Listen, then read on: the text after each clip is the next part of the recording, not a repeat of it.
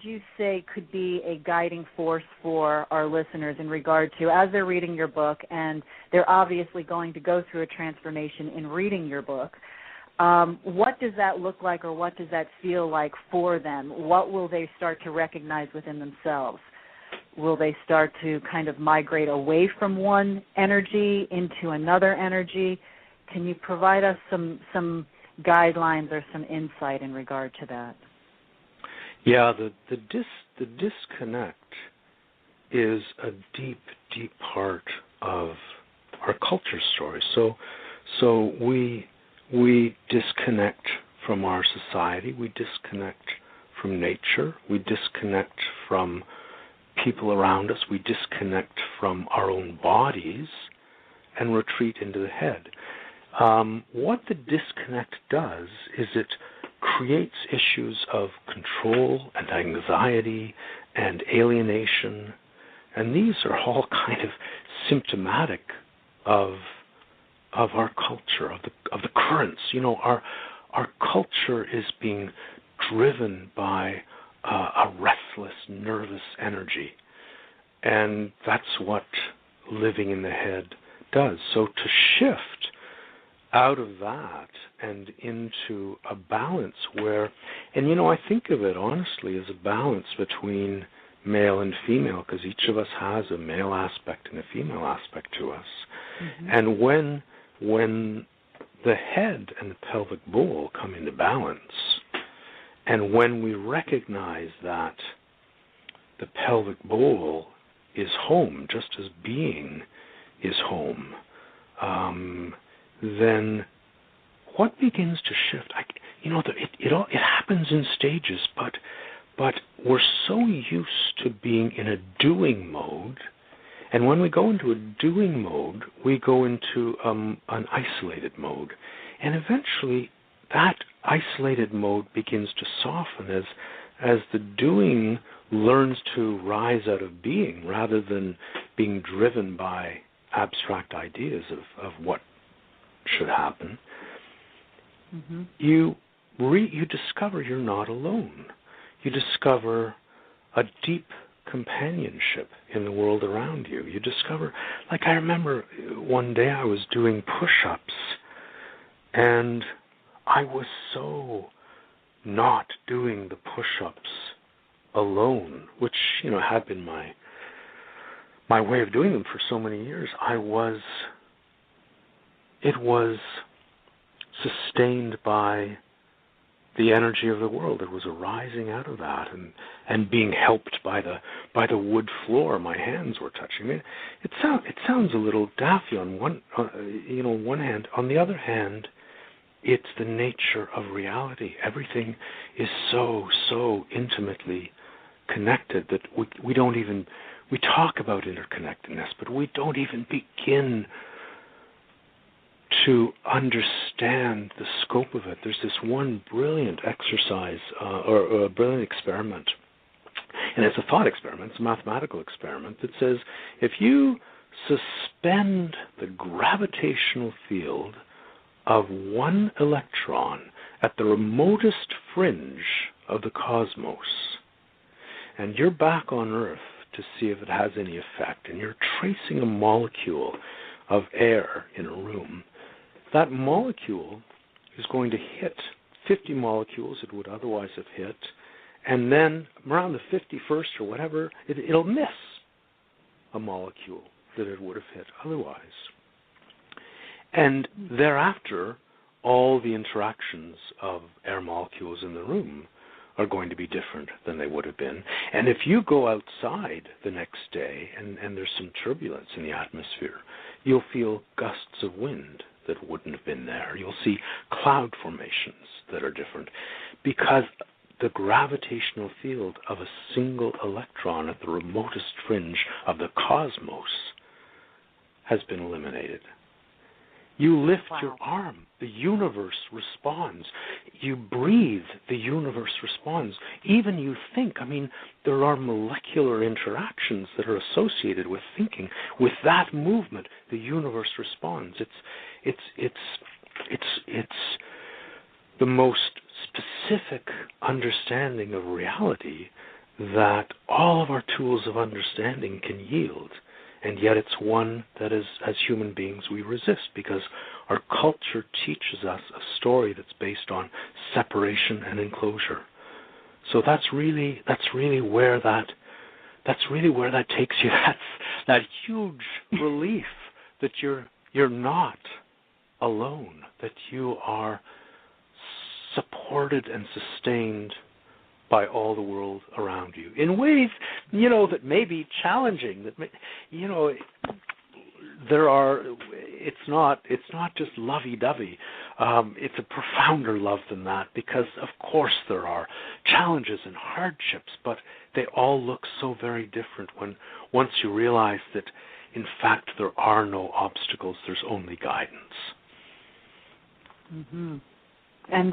And I, don't you find that the resistance often is, I'm one of those rare freaks that actually embraces change. However, most people don't. And I'm surprised they haven't got you in a zoo somewhere. It's very uncommon. I've gone through enough. I always know that the process may not be pleasant, but the outcome always is. So I kind of keep my vision on the outcome. And so when you talk to the average person, they look at you, kind of look at you like you're an idiot. And so I've discussed this with several people who are resistant of change and resistant of going through a transformation, because what you just said, they often feel they're alone. And these are people who may have a devout, connection to God, or even attend church, or be very, stoic in their beliefs. However, they don't have that connection, divinity, that awareness of the divinity within them. They may go and do the practices, but they aren't connected within themselves. When you have this book and it's based upon transformational change and connecting with our divinity and our higher self, where do you think that we can go in creating this change for people where, they're not afraid of the change? I mean, is there something you can provide our listeners to kind of give them a little peace of mind in knowing that they're not alone in walking on this path, but also that change can be rewarding?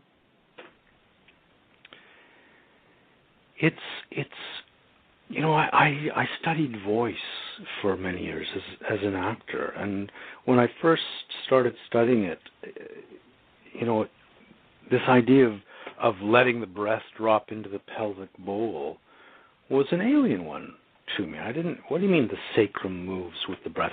The whole thing was very difficult, and the learning process was hard. But eventually I got to the point where, it just felt better to let the breath drop into the sacrum, to let the pelvic bowl receive the breath. And eventually it got to the point where I became aware that I was feeling bad, and I'd say, "Oh, of course, I've cut my breath off," and I'd let it drop down. So I began to begrudge the times when my habits carried me back. And when that happens, it's just so easy. So in terms of offering encouragement, people know what it is to lie in a meadow under the sun and just give themselves over to the day, to the sky, to the bird song, to the moment. And that's a moment in which they've allowed themselves to completely surrender to their own being. And their own being isn't something that's locked up inside them. Their own being is something that is totally sustained by the world around them. And once people recognize the beauty of that and how good that feels, I would say you can be in that place anytime, any day. It's always available, and it's only choice and habits of choice that keep us from that. To show how extreme that is, there's a guy who developed a martial art in Japan, and he was quite remarkable in many ways. Anyways, he was in a sparring match once, and they hooked him up to an electroencephalogram just to see what would happen. And as the match began, they could tell from his brainwaves that he was dropping into this deep, deep place of calm and peace in the middle of the match. That place is always available to us, and it's actually a place in the body. It's not some kind of cyberspace fantasy to go to. It's returning to our place of being that is so sensitized to the world around us that it can ride every current that comes along. That's wonderful, and that's something. How far do you think we are as a society from being able to more collectively, dare I say collectively, but more collectively to tap into our new self? I mean, there's so many shifts and changes and seeking that's going on. Are we on the precipice of actually creating this change? Do you foresee an evolutionary growth that's happening? If I hesitate to speak honestly, but I'll do it anyway. Oh, come on. Well, I just the inklings that people are having and the progress that's made, so much of it is trapped in an old paradigm. Even the virtue that people are coming to understand, that it's important to listen to your body. Right. If you think about that, you're being told that you're in one room, your body's in another, and put your ear to the wall and see what's happening in that other room. So the words, the intention is virtuous, but it's just entrenching the paradigm of living in our heads more deeply. When people try to reach out and effect a shift in their consciousness, what they're reaching out for is a new idea. They'll never get it with a new idea. We're so deeply married, without even being aware of it, to the male agenda and the male way of solving our problems, that the very thought that you can help the planet by coming to peace within your own body and offering it love is I don't know. So I fear that we're heading for a dark, dark crisis. And one of the hopes that I have in writing the book is it'll give people tools to be able to deal with that and to help us all towards a balance. I talk about this in my book, our idea of survival of the fittest. Yes. And what a meaningless phrase that is, because it basically says, survival of whatever survives, because the fittest is determined by what survives, and if it didn't survive, it wasn't fit. So really the engine at work within the world around us is survival of the most harmonious. That's what works.